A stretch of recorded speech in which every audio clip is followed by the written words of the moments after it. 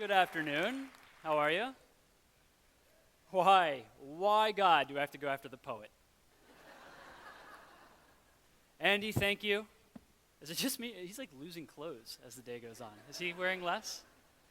Just so I get a baseline, how many of you have watched an Olympics ever? Good. Hands, yay, Olympics. How many of you ever watched a Winter Olympics? Oh, good. How many of you watched the 2006 Winter Olympics? How many of you watched Speedskating in the 2006 Winter Olympics? How many of you guys watched me in the 2006 Winter Olympics? Liars! I was there, I promise. I got proof. I'll show you at the end.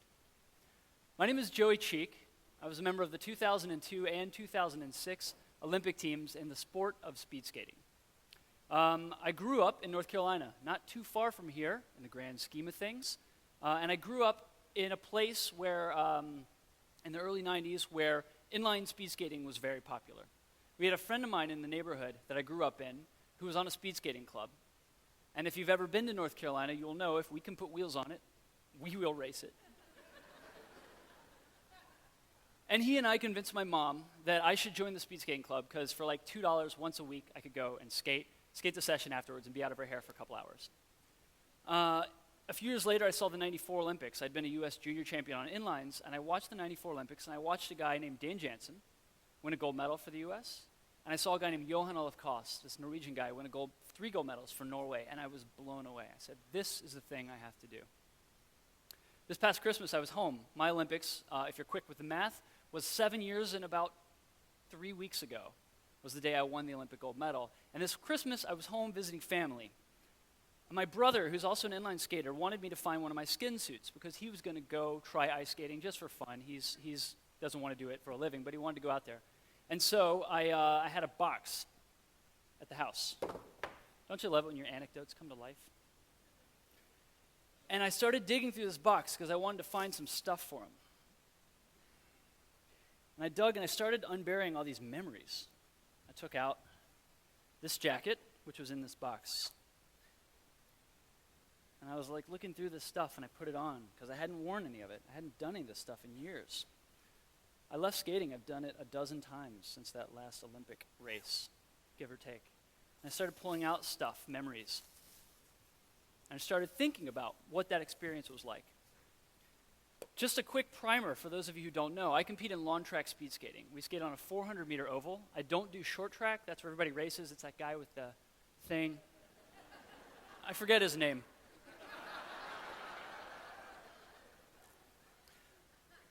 But for 10 years, I left home at 15 to start speed skating. For 10 years, I competed in the sport that I loved, and I dreamt of going to the Olympic Games and standing on that podium and having that Olympic moment.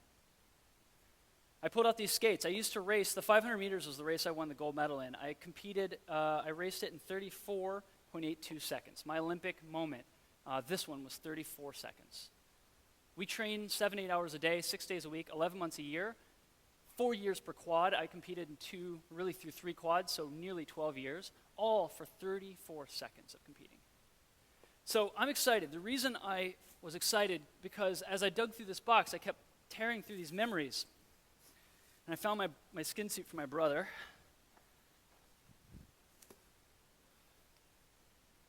Please be aware that as you listen to this advice or these thoughts or this inspiration or whatever you want to call it, that you're listening to a grown man who wore full-body tights for a living.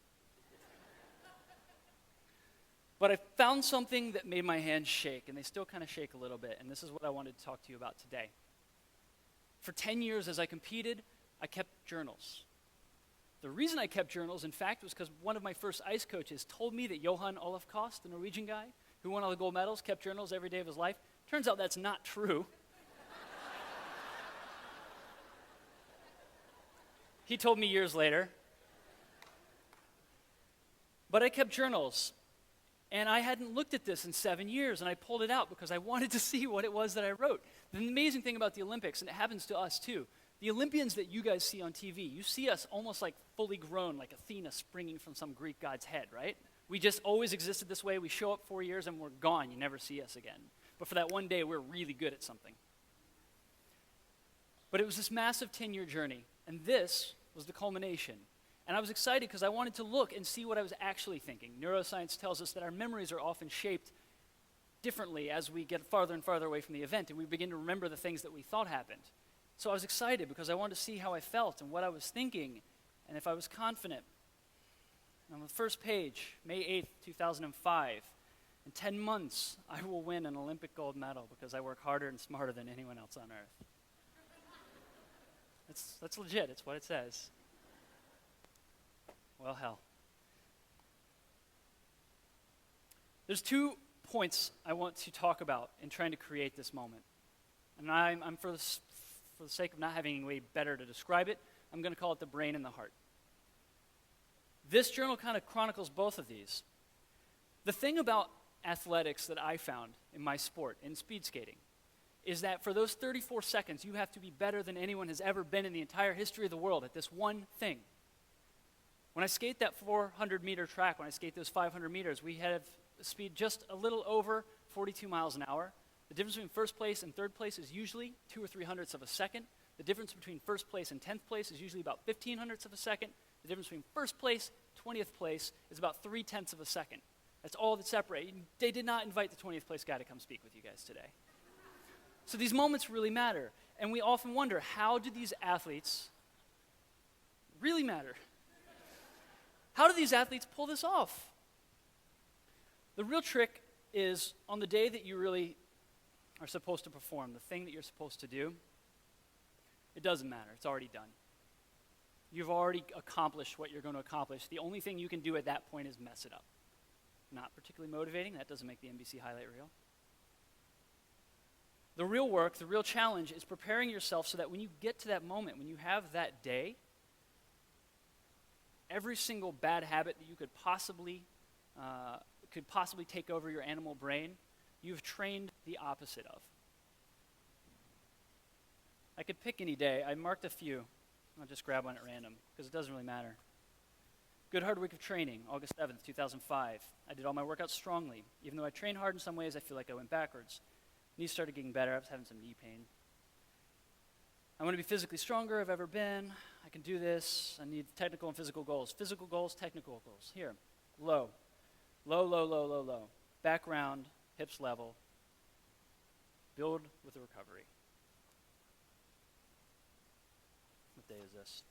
October 30th. Technical, round, every day, lower than ever. Level back, rock steady. Technical, nail the turn entries, every corner, stable hips, low, round back, relaxed. What does this mean, right?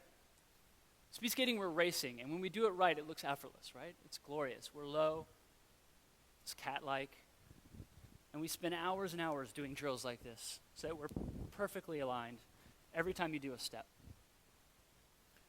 If you're too tense, you mess up. If your hips are moving around, you're not getting full pressure. For 5 years, I had the exact same technical goals, and I drilled them day after day after day after day after day. The trick is when you get to the Olympics, you step on the line, you've treated every day up until that point like it's the Olympic Games. Now it's just like every other day. It's a neat little mental trick, and the best athletes in the world, when they talk about their performance, they don't really remember what happened. You can't make it happen. The old high school cliche about giving it 110% is absolute bunk. It does not exist. You can't give it 100%, 110%. You can't cram for the Olympics. So these are all interesting to me. Pretty good day. Arrived in Torino. Lest you think there are good days only, I marked a couple of the bad ones. January 12th, this is less than 1 month before the start of the games. I've been acting the last 2 or 3 days like I've already got this expletive wrapped up. Expletive. Stay, expletive focus. You didn't bike today. You haven't stretched for 2 days. Expletive. Pull it together. What small steps did you take to improve? What have you done to prepare yourself? What other tasks have you completed so that things don't pile up and interfere with your skating and blah, blah, blah, blah. Smarter than anyone. Believe. Stay around and level. The whole focus of my life was performing on this stage.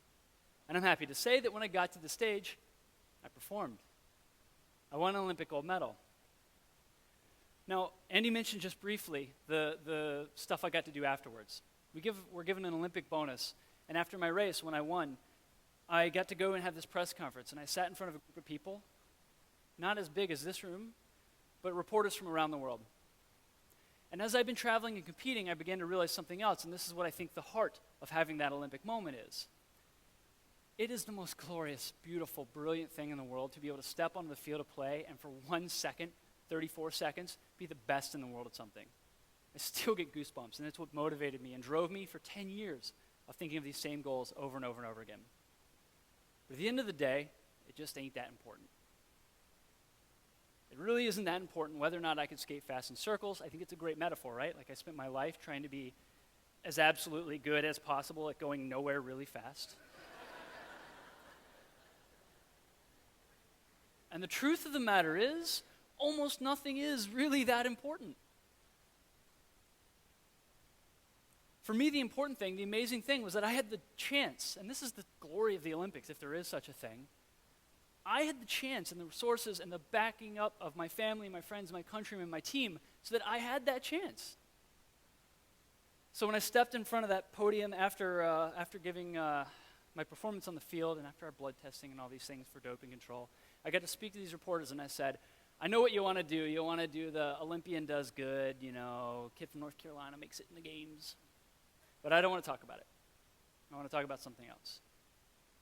And I said, I'm donating the Olympic bonus that I won to this group, this charity, Right to Play. And I'm giving it to kids who are refugees and internally displaced kids from this region in Africa called Darfur. In 2006, this was not the cause de célèbre it would become, and we were able to mobilize people from around the world. I have the rare chance of being brilliant twice in one day. By far and away the most brilliant I've ever been at any point before or since in my life. And the thing that I finally realized is it's not one thing or the other. I needed both. I needed the heart and the mind in order to pull it together. And so I am incredibly grateful for you all for letting me have the chance to have to go through this again and have to read these thoughts. Because I got to see for a brief moment that I could be really brilliant. So, thank you guys. I'm almost done.